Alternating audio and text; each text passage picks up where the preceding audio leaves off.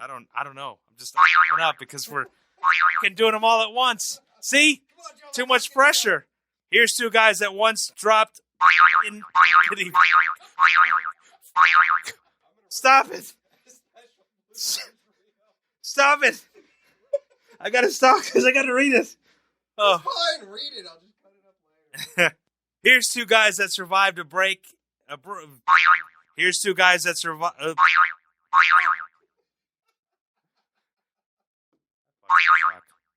Me.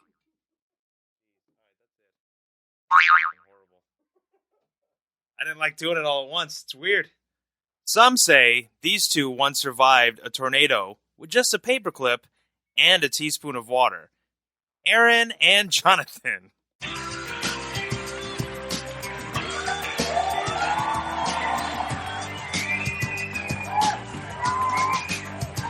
Howdy, and welcome to episode 51 and the 1-year anniversary episode for In the Rabbit Hole's Urban Survival Podcast.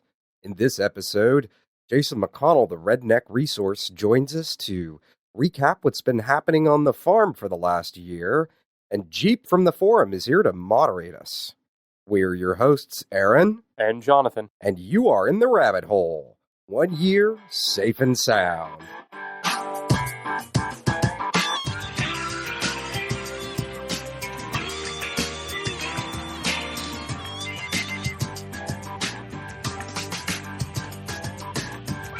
All right, so we are joined today by Mike, the moderator of the forum, Jason McConnell, the Redneck Resource, and it is the 1-year anniversary show. If you didn't notice from the intro of poor Gerald flipping out, you got to hear what the intro recording sessions typically sound like. We like to torture Gerald as often as possible. He's a little neurotic, so it's not hard to do.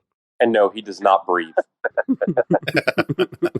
That's just a given. He doesn't breathe. He just that's what he sounds like all the time. Yeah. Mike, welcome aboard. We've never we've talked for a long time about getting you on the show, and here we finally are, and you're in your pajamas. That's awesome, man. PJs, man. It's the best way to meet people. Yeah, I said this off the air, and I'm going to repeat it now. I'm really glad we don't have video. Well, now there is a story where Jonathan and I and a group of friends actually did go out bar hopping in our pajamas one night. That's a story for another day. So, Mike, you've been up to some really cool stuff this year. Let's start with the MAGs. Tell us, what are those? All right, MAG, Mutual Assistance Group. Basically, I've been the kind of person that moves around with my family. We moved around a lot, so I've never been able to establish long-term relationships. So I've never had, folks that I've known growing up. And so even though I've lived where I live now for a while, I still don't know a lot of people and don't have that in-depth getting to know them. So keep hearing talking about the lone wolf just isn't going to work. And I believe in that. So started going out to the boards and finding some folks. And I actually found a guy who lives about 4 blocks from me. And we got in contact and went out to dinner one night and found out neither of us owned any tinfoil hats. We're both very down to earth, and we had a plan it was like a date. It was like a first date. Exactly what it was. This is starting to go in a weird direction.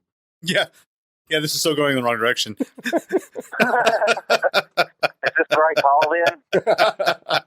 No. That's the show we record after this. This is the survival one. Now, who are you guys again? Yep. But anyway, no, it's just first date kind of stuff. You don't want to tell too much and want to know more about them and want them to know about you or whatever. But we had a really good conversation, and what turned out from 30 minutes ended up being about 4 hours of chatting. That sounds like a nice date. Yeah.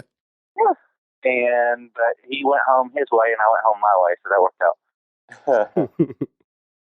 Kind of kept in email touch and started posting on some boards, and unfortunately it wasn't the rabbit hole boards, but it was an Alabama section.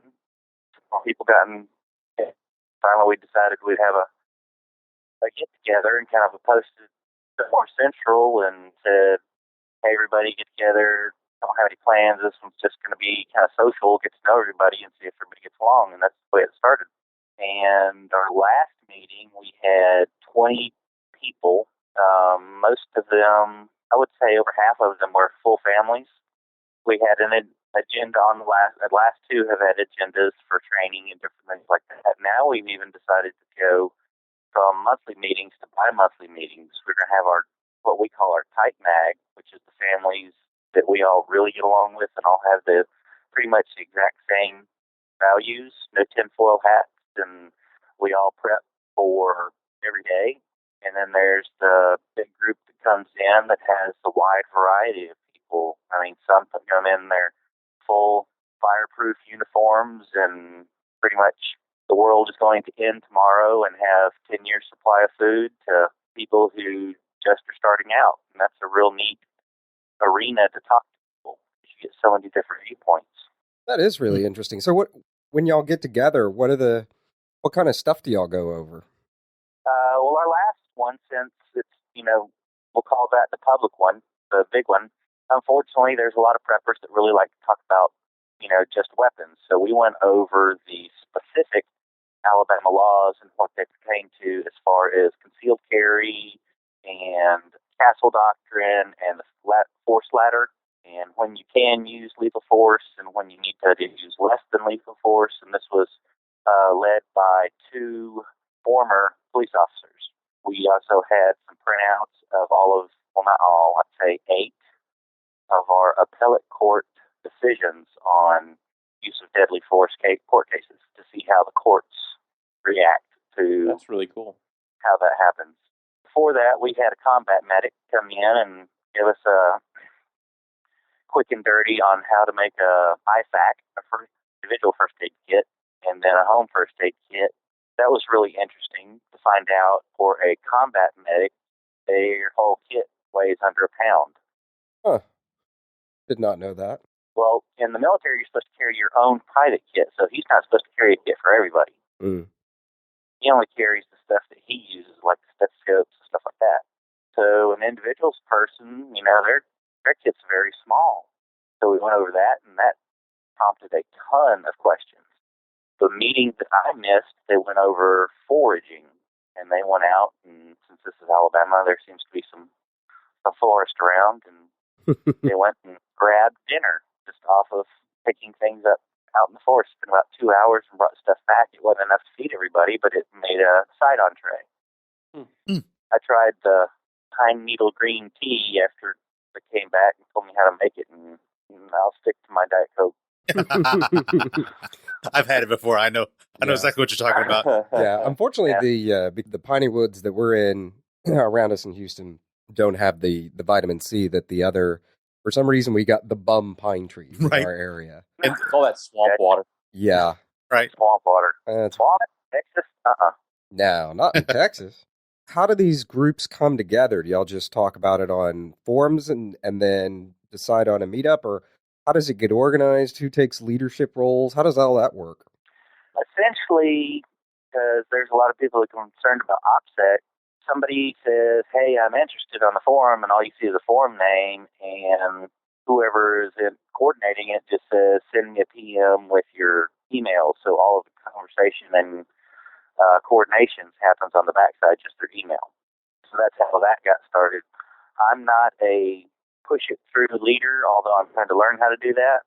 So we have a on-duty police officer who is doing all of our coordinating and recruiting and different things like that, and everybody emails him, so we have a central point of contact, and he takes in everybody's information, and there's he, myself, and one other guy are kind of the planet, and we come up with stuff and things like that, and then he does all of the email contact to get everybody in the right place at the right time. Very cool. On a more personal note, did you started out prepping within this last year, didn't you? Well, last year, yes, but within a year ago. Perfect. Kind of tell us what, coming from somebody who's just started within the last year, what has it meant for you to get started off and to kind of come along the way to where you are now, and all the different trials and tribulations and things that you've noticed as you've gotten further along? Well, it's I guess like everybody else, you hit some of the forums and you read all of these lists of things that you must go buy or you will die. And they're, it's a triad of thousands of things. Mike, you didn't buy all those things? Of course I did. Oh, okay. Well, that's fine then. We can keep talking to you, because if you didn't buy all those things, then you might have to hang up now. I got high-quality Walmart and Dollar General equipment. Perfect. Awesome. Perfect. Well, but I started doing that, and it just got overwhelming. I've always been a handy person, so I've got a bunch of tools, and my dad taught me, how I could pretty much build a house if I needed to, and picked up. I have a 16-year-old son, and I'm always trying to do things with him to prove to him that I'm not as stupid and horrible as he thinks I am. But, so we've taken welding classes together, and I really liked that. Ended up buying a welder and doing a bunch of welding on the side. And he said something about blacksmithing, so we took a couple of blacksmithing classes together, which all will eventually come in handy. But I've always had this wealth of doing things on my own and, building and figuring things out. So that was a good basis for me, but I had no clue how to do the food and pretty much everything else. I'm a reader, and I've got to research it. So I buy a couple of things, and then, like everybody else, I figure out I bought the wrong thing after I learned stuff. And then the tornadoes came through Alabama on April 27th. I took a week off of work and went and worked down at the Red Cross. And that was a tremendous eye-opener.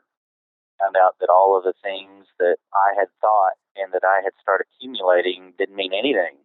So I went back to basics and started reading, and about that time is when I found your guys' show. And y'all started talking about, prepping isn't prepping for the end of the world, it's prepping for every day. And there was nothing had more impact than walking through Tuscaloosa, Alabama, where everything was gone. See shoes and stuff like that. And I live 55 miles away, and I have a couple of check stubs from people who live in Tuscaloosa because it came through, floated through the air. Oh, wow. When they ended up coming through Birmingham, they were not close friends, but it ended up being 11 people that I knew that had passed away. Oh, wow. And so that, that really struck home. When an F5 tornado comes through, you can't prep, period. Mm-hmm. You just have to get out of the way. Yep. But there's so many things that happen, power outages and all these other things that you can do. So that's what I started doing was, can't remember which show, but y'all started talking about the Spearco. Oh, yeah, the disaster matrix. Yeah. And I'm like, okay. So I started looking, turning a 360-degree circle in my house. Okay, power goes out a lot here in Alabama. So batteries, candles, things like that. It's just kind of progressed and progressed and progressed there. And I had such a good feeling at the Red Cross that I decided to go ahead and become a Red Cross volunteer and go through their official courses. And that's been very rewarding, and I like that so much. That led to me joining the local fire department as a volunteer. And that's been extremely interesting and learning, and, because of fire at your house. Volunteers is a SHTF event. If you don't have your documents where you can grab them and clothes that you can run to, because I've run several Red Cross shelters now, and I know what these people walk in with. And usually it's just the soaking wet clothes on their back in a stare like a deer in the headlights. Doing that has taught me, more and more and more of what I need to do for my family. And then working with the fire department and all the things that they do to prepare, and learning how the process of how help comes to you or doesn't come to you in a timely manner in a large-scale emergency, because there's nobody government-wise that's going to show up to your house within probably 48 hours if it's like a Tuscaloosa event. You're just on your own.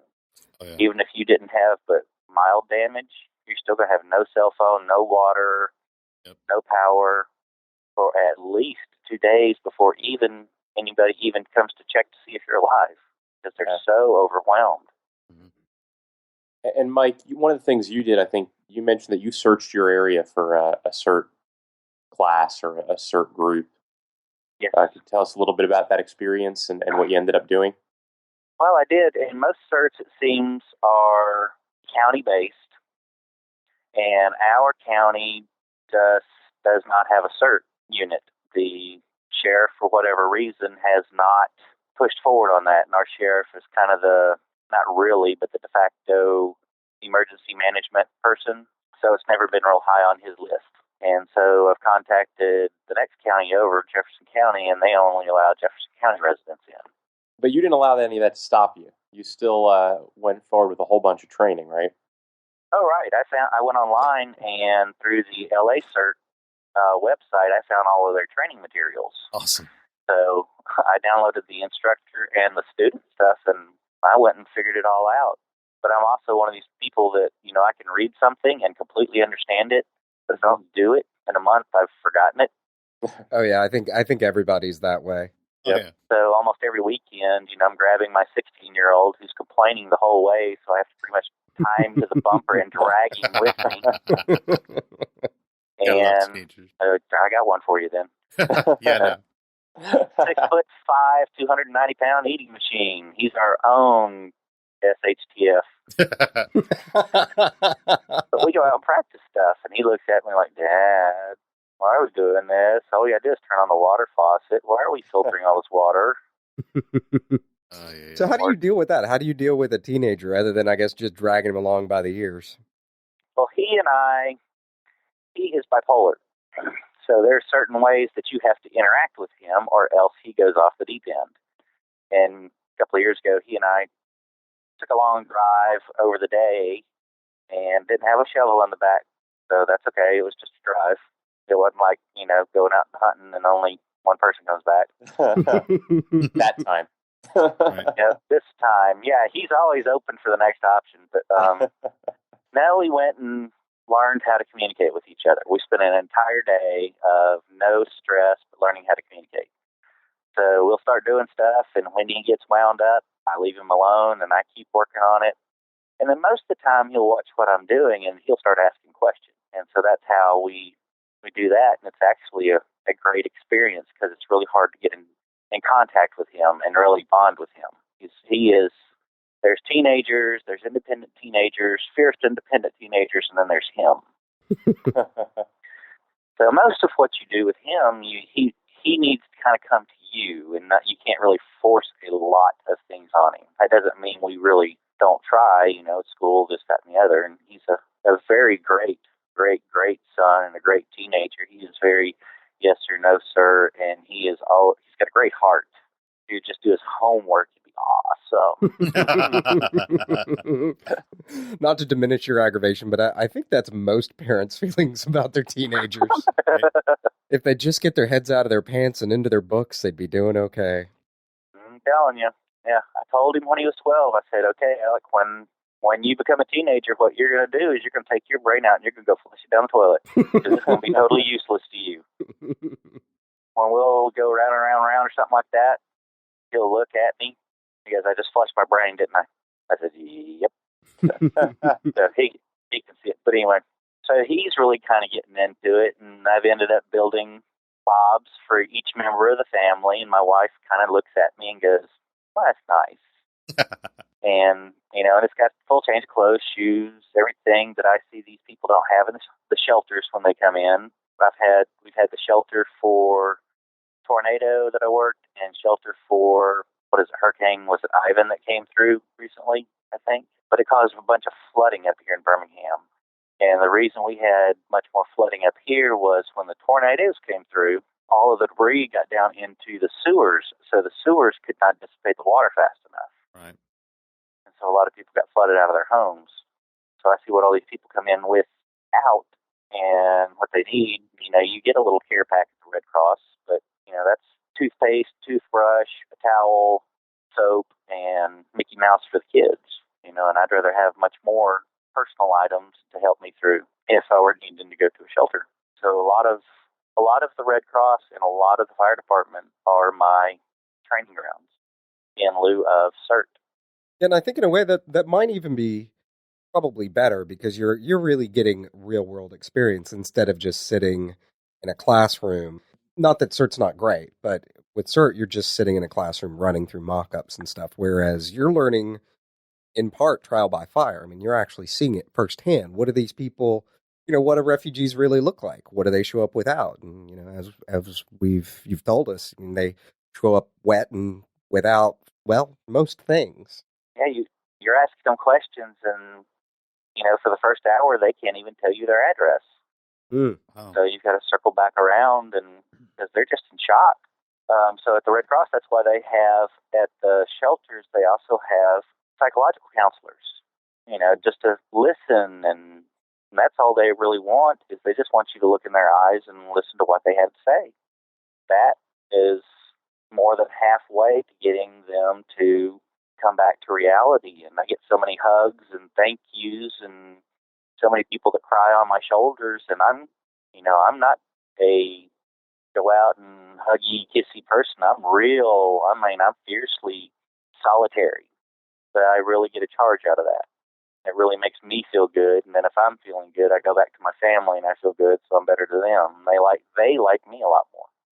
Yeah, well, Mike, for a guy who's real solitary, I got to say that, one of the many things we happen to like about you is how much you've embraced the whole survival chi idea and how much time you've spent on community. I mean, you have really, I don't know if I know too many people and even looking at ourselves. So, I think sometimes you put us to shame, actually, most of the time, Mm-hmm. actually all the time. Yeah, I'm pretty envious, actually. You're putting us to shame on that whole community giving back, and it's just fantastic. I mean, Jason jump in a second, but once Jason jumps in, tell us a little bit more about how you've really embraced the whole survival chi concept beyond just the community, the health, the intelligence, the learning. I know the health aspect is a big one to hit on also. You've lost a lot of weight. You've really improved your own health. So tell us a little bit more about that too. And Jason, before you say that though, Jason, jump in. What I was going to say, Mike, I'm thoroughly impressed with the fact that you're going out and you're actually learning the individual steps of CERT from the actual professionals themselves. CERT's great for an overview, but the best way to do it is what you're doing. You're getting hands-on experience. You're getting, much more in-depth training, and on those individual aspects that you're going to be, way up ahead of us.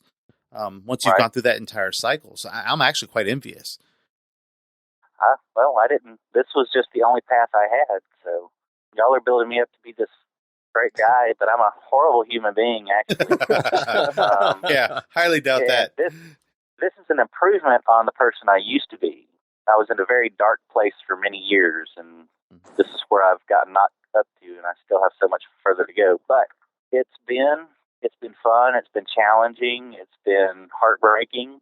But I think the best thing out of all of this has been my family is proud of me, which makes my life at my house so much better. Because, I've been married 18 years now and usually hit that the middle of the road where it's just kind of, okay, what are we doing? Watch TV, okay. But I'm going out and doing this, so I'm happier when I come back in, and they're happier, and, it's just helping our whole family.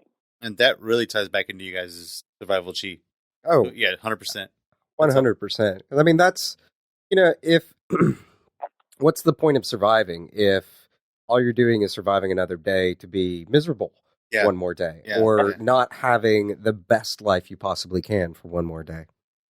Yeah, exactly. It's just, in case something happens, that's just going to be one less stress that you have to worry about. Oh, absolutely.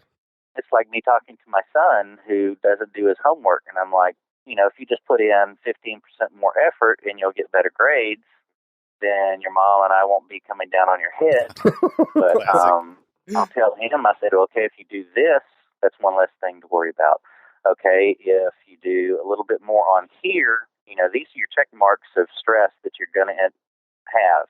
Well, the less check marks you have, the better you're going to deal with ones that are still checked. And he's like, okay, that makes sense. And when he does it, it works.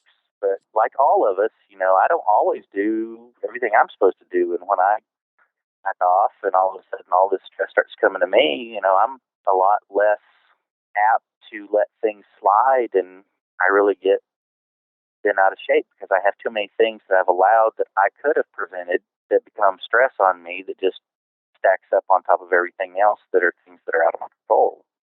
Well, Mike, like I said, we could put you on a poster and make you the poster child for survival chi, and we might be doing that anyway.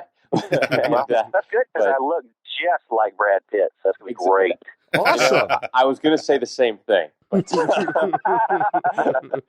So no, but I mean, I think the whole idea here, if everyone out there listening to the show today and the people who are on the show today, the three of us plus you and everyone out there just does a portion of what you're doing, not only will we all be better prepared, but we will have much better communities, stronger bonds with each other.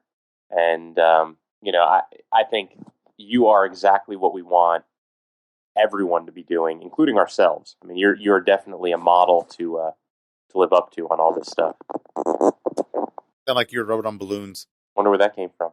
Maybe the redneck resources over there getting in some cattle or something. Getting ready to ride the mechanical bull. Jason, are you messing with that mechanical bull again? I had to bring it, man. I'm sorry. Stop rubbing the balloons. Which actually brings us to what Jason and I have been up in the last year, and we have learned a rather, I don't know, I think in the world of prep, it's sobering. It's sobering, but it's a more advanced topic, I think, in the sense of a much deeper understanding of if society collapsed, it would not be pretty. I mean, and not that we didn't all, I mean, it's a survival show, so evidently at some point we've all come to the understanding that it would not be pretty. But I think as far as we've been doing the urban farm for about the last year, and we've learned some very hard lessons, starting with it's a really good thing rabbits do it like rabbits, because they are the worst parents of the entire animal. They're right up there with snakes. It's just kind of like, all right, I'm going to put these eggs in the ground, then I'm going to leave. I'm done. We had a problem with one of the rabbits kept pulling the babies weren't done nursing, and apparently she was done nursing, and she'd pull some of them out of the nest, and it had already gotten cold out. So we've had a couple baby bunnies freeze overnight, and we've lost entire batches of baby bunnies, and it's just been. And the things that you learn, at least the things we've learned about with rabbits, is that, like I said, they're the worst parents ever. They're not like cats who will kind of, or dogs who will kind of corral their young and put their young back into whatever their nesting area is and really tend to them. No, rabbits just kind of, at least the breed that we got, right, just kind of is like, all right, those are babies. Once a day, I'll feed them. Other than that, not my problem. Oh, come on. You guys could totally make lunch for, one. Yeah, for one, yeah, and I say that, and in a year, we have $3 or $3. That would not go well. Yeah, we have 3 does and a buck. We were expecting to have quite a bit more now. And Jason, I'll let you tell the punchline of how many rabbits do we have now? All right, so we got 2 extras now. Still have basically the exact same amount that we started off with a year ago. Only 2 additional bunnies, and of course they're still young, so our fingers are still crossed on those. Yeah, we were planning on having roughly about 20 to 30 by this point of breeders. Yeah, of breeding rabbits, and that kind of ties back to where this conversation kind of got started with. In a prepper situation, everyone talks about, we'll just raise some rabbits or we'll have some chickens. Well, no, it's not that easy. Yeah, our grandparents did that, out on the farms or whatever. But we're trying to do it in an urban setting. It is so much more difficult when you actually do it. It really is. It's everything's more time consuming. But I think the tricky part is for us, in large part. Now you already had some experience. I didn't. But as far as the learning curve, I mean, it didn't matter how many books we read on this or that. I mean, taking it into the physical world of actually trying to do it. I mean, just little tiny mistakes will throw things off. Like with the chickens, we've got 10 chickens. All of a sudden, one day we stopped getting eggs, and we just thought it was because the weather changed, and we didn't think about the fact that we had changed their food. Yeah. Then we went for a month with no eggs at all. And it was like, all right, what's changed? Because I was talking to somebody. He was like, no, chickens shouldn't be doing that, man. They should be laying all through the year. Maybe you got a possum or a snake or something. And I was like, I don't think that's the problem. We're in the warehouse district. Aaron, it only got weird when you started looking up whether or not you had summer chickens. Right? They were used to wintering in Miami, evidently. So, Evidently. but no, and then we went back and we were like, all right, what's changed if that? And it was the food that had changed. So we changed it back to, because we were just using straight scratch, which is just kind of like cracked corn and seed and other stuff. Which, to add a little side funniness to that, we thought that was so much better because we saw these like seeds and we thought it was going to be more healthy for the chickens and so much better for them. And then they stopped laying eggs. Yeah. Yeah, and within about 3 days of giving them lay feed again, they started laying eggs again, and they hadn't been laying in a month. So it's those little stupid things that you don't pick up from a book. That a book, any of the issues that we've run into, the issues weren't in books. Right. We've run into all kinds of random stuff. I've got even an additional side note to that. This summer, how hot it got. I mean, the rabbits, we were literally having to fill up water bottles and freeze them just so they could stay alive. Yeah, because it was so hot. It's so hot. On top of that, my old roommate, we were growing tomatoes and trying to grow vegetables in the yard. Well, the summertime heat came, and it was almost absolutely impossible for even keep the plants alive, let alone actually producing actual edible food. And it all comes back to growing your own food is not as easy as what you read the book and you're thinking, oh, you just throw some chickens out there and throw some feed down and you're good to go. No, it's not. In all reality, we would have starved to death if we were trying to rely on this. That was a regular joke. If something had happened already, we would be so screwed. Yeah. And two, farming ain't easy. No, farming is not easy. And I mean, guys, I don't think anyone ever said it was, though. No, but I mean, I think there's a difference between thinking something's easy, right? Thinking something's going to require a lot of work, because we definitely thought this is going to take work. We're going to be out there working every weekend, every other weekend, doing stuff. But it's been more than that. I mean, it's one thing to just be doing work. It's another thing to be doing productive work. Right. And so many small little things. And I guess the point is, and I mean, I've heard this a lot, but I don't think I ever really understood until now. I really do understand what people are like. The first year you've got a garden, it's going to be a miserable failure. I mean, you may not, but the likelihood is that it's going to be a miserable failure. And I think that brings in the kind of warning that I would like to personally put out, which is, and you and I, Jason, were working on the chicken coop earlier today before we started recording, and we were joking around about those survival seed banks and all those different seed things. And it's like, yeah, those are great if you have some clue as to what you're doing and you have all of the available resources to make it productive. Right, exactly. But if you buy one of those seed vaults or store your own seeds, but you don't actually practice and don't already have production going, something goes wrong. Forget it. Yeah. It ain't going to happen. There's no such thing as the overnight vegetable. So you can't say, hurricane hit, I'm going to plant my seeds. Yeah. Well, I mean, I don't think you're going to plant the seeds after a hurricane, but... Or even at any disaster. Doesn't matter. Any kind of major disaster. You can't wait till you need them to plant them. You've got to get practice, get it done in advance. As you guys know, it's going to take you months to a year or more to really learn the process of how to do all this stuff. Personally, I think it's going to even take us more than that. Yeah. We're a full year behind where we thought we would be at. Uh-huh. Actually, we've gotten almost not any further than what we were before. Well, we've got 2 baby bunnies now. Yeah, true. You guys do have egg production back in swing. No, you guys have made some progress. It's just you're not where you wanted to be. And I think that's kind of the warning about it is that it is labor intensive. It does the labor is fun as long as we're doing it together. I mean, it's entertaining. It's nice. You get outside, you get some fresh air. As long as we remember to eat and drink, which keeps being a problem, and wear our gloves. That's another funny thing. We keep forgetting to wear gloves when we do stuff, even though we know better. It's like, oh, well, I'm just going to start this. I know I haven't put my gloves on yet, but I'm just going to start this one thing. And by the end of the day, our hands are racked because we never put our gloves on, and they're covered in blisters. And it's just kind of a funny thing. All the little things you learn, all the little things that crop up. Little systems that you try to put in place for automation, that it's like the tiny little caveats that you have to learn just by doing it and by over time that are hard to really explain, or in a lot of cases, find somebody to really teach you those, the little, as my mother would say, the pinch of salt. But we've also learned that we are not quite the carpenters we thought we were.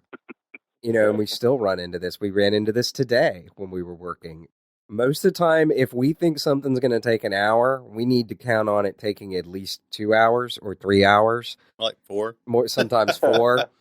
Because we've got to take a break about every 15 minutes and talk about whatever has gone wrong in the last 15 minutes.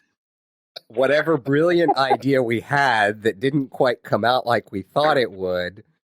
We ran into that today where we were putting flaps down along the bottom of the chicken coop to kind of close up the chicken coop for winter. And we ran into a stupid issue with the hinges we were using for it. And it was just like, oh my God, you've got to be kidding me. So we take, as we joke, union break, and we stand around and complain and bitch and piss and moan and sometimes kick the coop itself or whatever it is we're working on and laugh about what, stupid little thing. But we did do something that mostly turned out pretty well, which were our very creative planters. Yes. Now, I don't think these planters are going to last. They're not going to last for years and years and years, but that wasn't really the intent. Part of the intent was we built these in part as a fence to keep the chickens in, because the backs of the planters are also about 4 feet tall, where the forward-facing part of the planters themselves are only about 2 feet tall. Just a side note to add into that was a pure exercise of, okay, we have to use what we have on hand. And now people are wondering, what on earth is it? Well, we used, since we were doing the urban farm in a warehouse district and at my warehouse, we were using shipping pallets. That presented all kinds of issues because, some were different sizes. And Aaron, you posted a picture on Facebook, didn't you? No, I showed you the picture. I haven't posted it on Facebook. Yeah, but get it onto our Facebook page so that everybody can see it. I'm going to put it in the show notes, but I'm also going to put it on the Facebook page, which, speaking of Facebook, is another kind of survival chi thing I'm going to bring up later about time management. And an actual listener email that I got that I did answer the emailer, but I'm also going to put it in the show to kind of explain what's been going on with the website lately. But I get back to the planters actually turned out pretty well. Now the door we put between the planters turned out a little screwy. It'll work. But it'll work. Yeah. The joke was we got the door on there finally, and that was a whole bunch of cussing and pissing and moaning. And then we finally realized once we got it on there was no way to put a latch on it.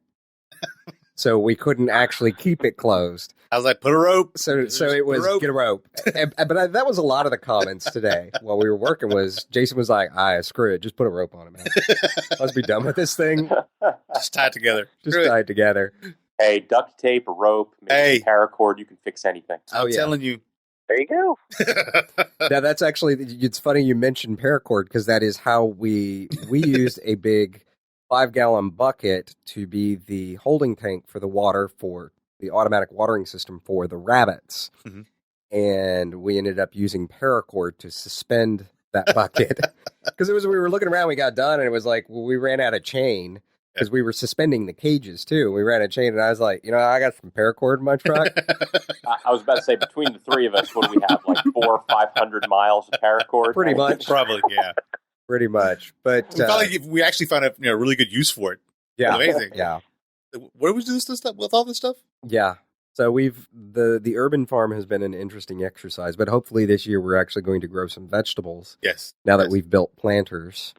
And now that we have some place to put all of that manure that we've been collecting, because I think that we have gotten really good at producing manure. That's about it. We have. I think that's always been a skill. Yeah. We have definitely got that production down to a T. Oh yeah. I'll also say that I think you guys will be much more successful in the vegetable area than you were in the bunny area, because the beauty of it is you don't need to teach the seeds how to get it on. Yeah, that was a problem. Our buck was a little confused. Oh, God. And one of the does tried to explain it to him by showing him. That was a little disheartening and awkward. Awkward. Yes. I felt bad for Bobo, who is the buck. We did not name him. Jennifer, my girlfriend, named uh, named the rabbit, the boy rabbit, Bobo. And the girls we just numbered. Yeah. We didn't even bother I naming prefer not them. to name my Yeah, my, exactly. you know, Well, Bobo's going to be around for a long time, Yeah. hopefully. So, but he has finally figured it out, and he's doing a pretty good job. But we've run into another issue where we have a doe that has just become psycho, Yes. and we can't figure out why. And she, as soon as you start trying to open the door, she starts attacking the door to her cage, and then starts trying to attack your hand, and then you finally get her in the cage with the buck, who thinks he's about to have himself a good old time.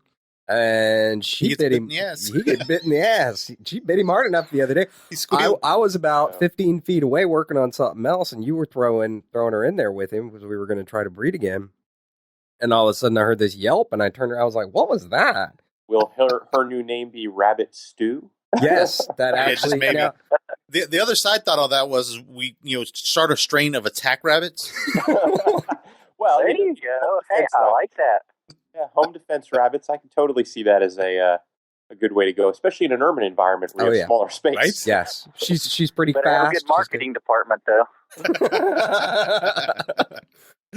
Yeah, she's pretty vicious, but I think we were successful in breeding her. I guess we'll find out in about 20 days ish, and we'll see. And if she didn't produce, and maybe even if she did produce, we might have to put her down because I think No, not put her down. Put her in. put her in a pot. Yes.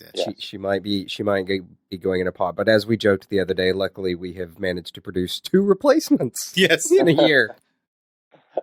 They're not replacements from her, are they? No. The DNA may follow. Yeah. No, we haven't. What was it? It was Doe 1 and Doe 2 have not. Well, Doe 2 was actually successful. The problem was that was another issue we ran into where we put Bobo and Doe number 2 in together, and then she was the one that was mounting him. We're like, well, let's go get a soda. We'll come back in a minute. And when we came back, he still wasn't really getting it right. And so we didn't think that he had been successful. Right. And so what happened was 30 days later, when she should have gotten a nesting box, we didn't put one in because we didn't really think she was pregnant. And then we came in one morning and we had about 6 or 7 frozen baby bunnies. Yeah, that sucked. Which then led to another caveat and learning lesson, which is when we were at, there's a pet supply store that we've talked about before, and we go there to get a lot of stuff. But the owner of the store used to breed Californian rabbits too, and so he's been pretty helpful in little hints here and there. And I told him about it, but we learned another lesson, which is do not throw, if you think your baby bunnies are frozen, do not throw them away. Put them in a warm environment and warm them up slowly. What you'll find is probably at least half of them were not dead. They were just hibernating. And that was an interesting thing because I was talking to him. Even him, he said he didn't learn that lesson until after about 4 or 5 years of breeding. And then it was finally a veterinarian that told him that. And man, I've seldom seen a grown man look more sad and distraught than he was when he was telling me the story about how many baby bunnies he'd thrown away in those 4 or 5 years. And it was like, well, I could have just warmed them up and saved a lot of them. But I think, and that goes back to all of this stuff. And a comment that we've talked about in the last show or two, which was the guy that was going to prepare when he was told by his government that something was wrong and it was time to prepare. And you cannot prepare in those moments. No. Because there is so much information you cannot read about. They're just little things, these tiny little caveats that come up that you just don't know about until you do it. And then there's the other side of it. Even if you did read about it, it's the idea of actually putting it all into action and really learning how to do it. Oh, exactly. Right. Exactly. I mean, that ties right back to the fact that we've read these topics backwards and forwards. Yeah. And look at the success rate that we're having. Oh, yeah. And we're out there getting our hands dirty. Mm-hmm. Yeah, and it goes back to the whole thing. Everything we've talked about in the show for the last year, and I still can't believe it's been a year. I mean, that just getting stuck on that for a second. But everything we've talked about in the last year, I mean, just by definition, the whole idea of being prepared, the first part of prepared is pre. Mm-hmm. Yes. And for those of you listening, all of you have it, but to people who wrote in, or people who write in questions like, well, I'll just get ready when, the government is, or not any institution isn't going to let you know that something's happened until it has. They don't want to get you all stirred up before something happens. Mm-hmm. And you want to be ready before it happens. That's what prepared means, to be ready before. So that's the whole idea here. Now, how far before? It depends on what we're talking about. If you go and fill up some food, a couple of your food supplies, a little bit before an event, we don't recommend it, but that's okay. But you can't learn a skill right before something happens. Like if you know an event is coming, even if you know for days before it happens, you can't go learn to be a farmer. You're hearing it from these guys firsthand, know. And Aaron and Jason both spent, I've made fun of them over the last year for doing it a lot. We've all had our fair share of laughs. But at the same time, in the last year, they've learned an awful lot about how to do the things that they're doing. Even just being a part of it on the periphery, I've learned a little bit, but I will tell you that little bit couldn't get me to actually do it. I mean, I couldn't take that and do it. They've been out there doing it. I've just been hearing about it. So you've been hearing about it on the show for a while now.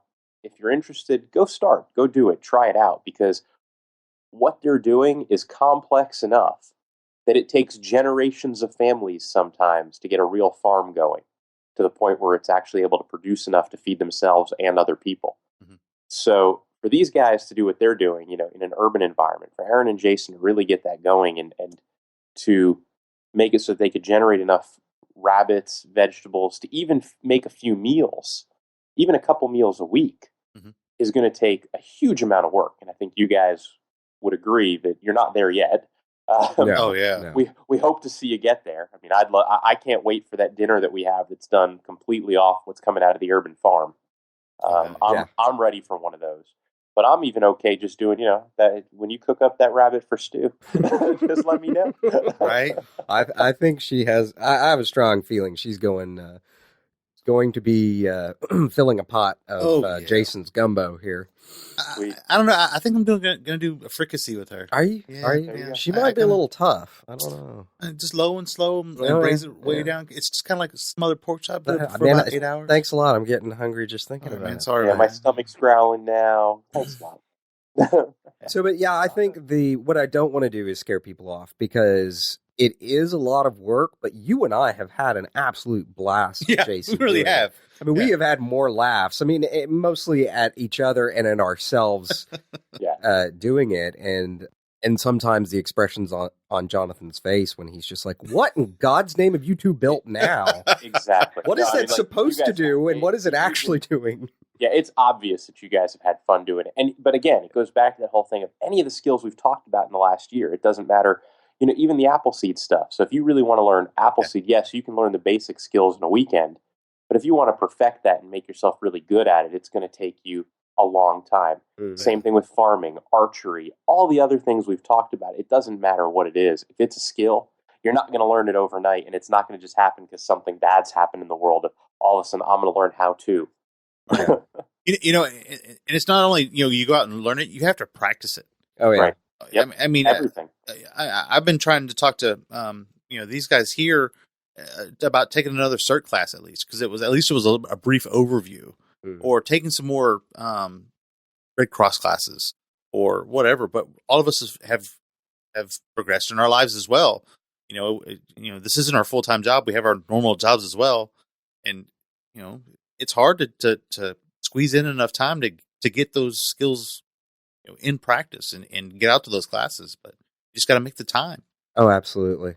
Absolutely. I think it's one of the things you got to remember too is these are new skills that you're learning, and if you go into them expecting, okay, I'm going to go out Saturday between 2 and 4 and learn exactly how to do X skill, you might not figure it out in that time. So you have to be able to have the patience and be able to laugh at yourself like you guys are doing, because a skill takes practice, and you're not going to get it the first time unless it's like, I don't know, producing manure. Yes, we have gotten really good at producing manure. But I think as far as where we've been and where we're going in this next year, we'd like to probably get the aquaponics system going. Yeah. I think in this next year we can definitely accomplish that, or we can definitely get to the point where we're screwing that up. Is really what I mean to say. Yes. We can get the infrastructure built and then redesign it 5 times. Yes. I'm certain that you guys could end up with more than 2 carrots.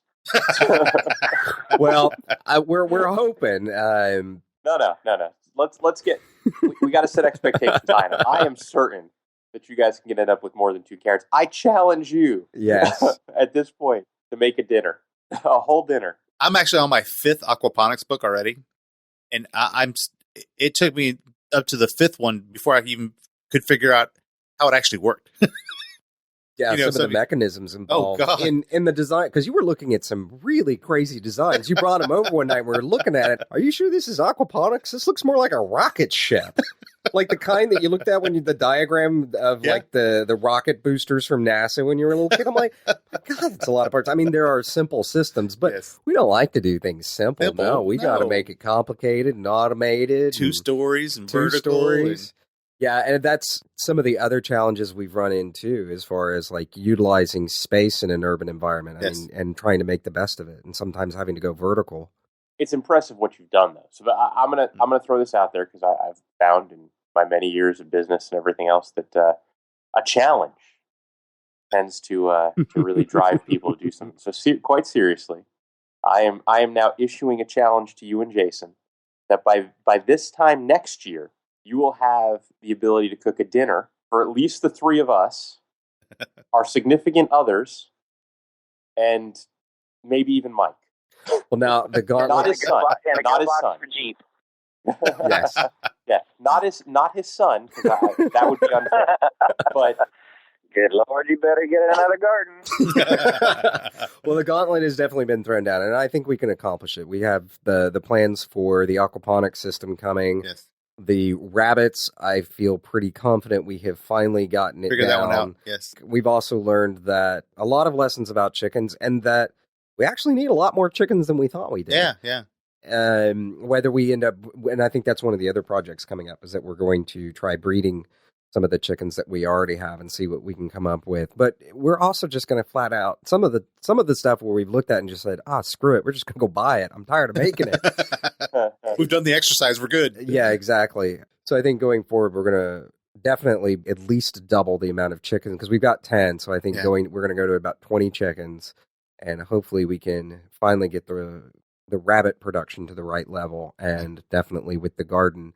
I'm not really sure if we're going to keep building the planters out of shipping pallets or not, because that turned into a lot more work than I thought it was going to. But I mean, we knew that going into it, Right. and we started the project going, it's a Aaron and Jason project. It's going to be twice as much work as we think it's going to be, if not 3 times. But I think this next year is going to be really entertaining and interesting with it, and we are definitely going to start doing videos now that we're not so horribly embarrassed by the production that we've got. And I think maybe some funnier videos about where we have actually screwed things up. And I think those screw ups are kind of the important part. Going forward with the blog, which brings me to Bill's email, which was, hold on, let me get it here real quick. And it says, Dad Nabbit, you lazy jerks. No, I'm just kidding. Actually, Bill was very polite and just said that he really enjoyed the podcast and everything, but that he missed the Friday gear reports. And there's been some time management things that I've had to learn in the last few months as I've taken on another job that we talked about briefly on the show. And one of those things was I actually put up a message on my personal Facebook profile, which was, Dear friends, and the end result was, I'm only going to return your emails, phone calls, and text messages and Facebook messages twice a month. And one of the things I realized was that I was burning up, at least 6 hours, 7 hours a week on stuff. And it's not that I don't enjoy my friends, but it was to the point where I was getting so much and so many emails, because at work, I woke up one morning and it was a normal day. And I had already accumulated 150 emails in one of my work email boxes. So that's kind of what has happened to the blog and why the articles themselves have slowed down. But now that I've started cutting some things back and doing some better planning in my own life and my own work life, we'll see the articles resume here probably at the beginning of February. So it's been a pretty exciting first year of the show, and I think we've all enjoyed it. And I think we've learned a lot by doing the show. And hopefully y'all have learned a lot by listening to the show, if nothing else, gotten a really good laugh at Jason and I's misadventures. Right. No doubt. And Mike, we appreciate everything you've done on the forum. And folks, remember, we have a great forum. Get on, join it, be part of it. And Mike, you and I are going to be doing some interesting things that we don't want to spoil any surprises, but you and I are going to be doing some interesting things on the forum this year to kind of ramp that up some more. And but Mike, thanks for coming on the show, man. We really appreciate it. And hopefully in this next year, we're going to have you on more often. And we need to have Jason on more often. We got bad about that this year. We all got so busy doing things, and trying to schedule recording times is always interesting. I'm still amazed we got, like I said, all these shows in the year without really missing. I think we've only missed maybe 1 or 2 weeks in the whole year, and we've made those up with specials. Yeah. Actually, no, we only did miss one episode this year. And that was Wow. it. We took a winter break week off and kind of took a moment to look back on things and figure out what we were going to do with this next year. Yeah, I remember when this was just an idea. Oh yeah. I mean, it seems like it was like last month. Yeah. Honestly, it still feels like just an idea. I want to say thanks to you guys for doing this, because y'all are the ones that taught me that you can prep without having to prep for the end of the world, because of the type of, okay, if you're going to prep, then okay, what all could happen to me?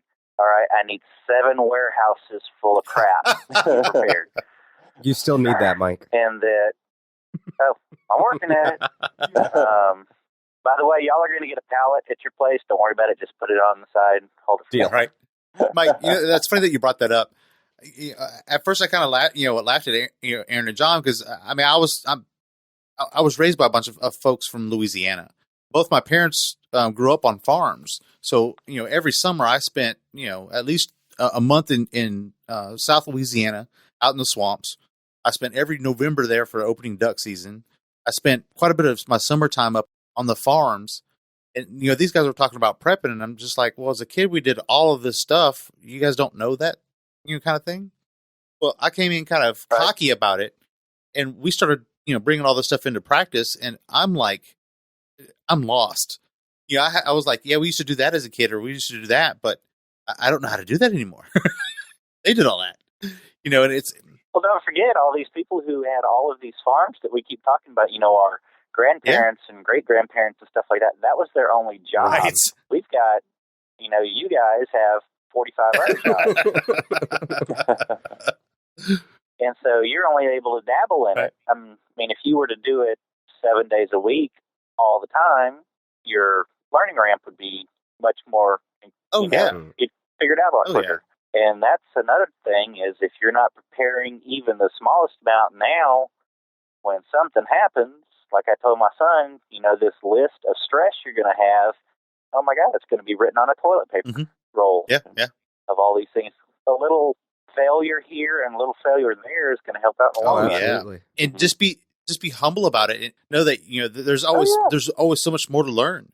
I came into this kind of I can just survive out of the back of whatever's in my truck, and I actually finally got around a year later to build a Bob. I mean, I always had a first aid kit or this, that, or whatever, but I never actually had a go bag. I finally broke down. I was like, you know what? It's time for me to get a go bag. Yeah, it's all been an interesting process. Oh yeah, I think it's been an interesting way of looking at things, and we'd like to thank all the listeners for tuning in and listening to our ramblings once a week for the last year. It's thank you all. I think it's the show has really grown, and we've gotten such great emails from people and messages, and people starting to come onto the forum and talk amongst themselves and with us and stuff, and it's really been amazing, and it's been wonderful to see it all grow. And I'm really looking forward to this next year to see what happens. Oh yeah, my. Based on the amount of support we've gotten this past year, and the number, like you said, the number of people have emailed us, but with such inspiring stories. I mean, Mike's is great, and we've gotten more like his. And every time we get one, it's kind of like, I know Aaron, you and I both talk about it. It's like, wow, we got that email. That was so cool. So it kind of surprises us every time people actually listen to the show. And I think every time we see, the number of people who are listening on a weekly basis, we're both like, wow, really? Yeah, and each week it keeps going up, and it's like, wow, keep it going, keep it going. Yeah, keep it going, everybody. So tell your friends, tell all that. But I got to say, as much as everybody tells us they're learning from the show, I think you and I have probably learned 10 times more, and I'm not diminishing what other people have learned, but it's just that the amount of stuff we've had to go through just to be able to talk a little bit about something. The skills we've learned, the books we've read, it's all been great. Oh, it's been an absolute adventure and a great one at that. Oh, yeah. Yeah. I think we're going to cut it off. And otherwise, I think we'll just keep going on for another hour. But I'd like to thank everybody for... There's nothing wrong with that. You just have to do a lot of editing after Right? the fact. No doubt. And but seriously, I want to thank all the listeners for the last year, and it's been great. Keep it coming. Let's see what year 2 holds for us. And as a listener, I thank you. Thank you, Mike. And with that, we wrap up episode 51. Thank you for joining us.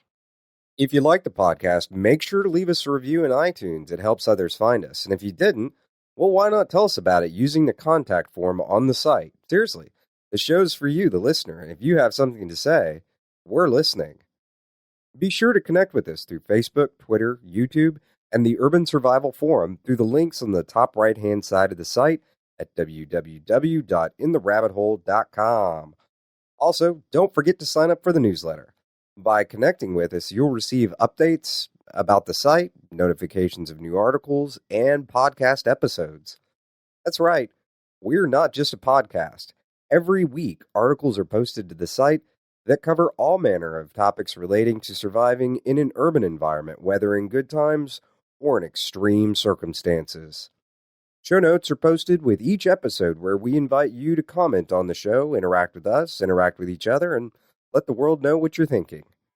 From the Lone Star State, till next time, stay safe and sound.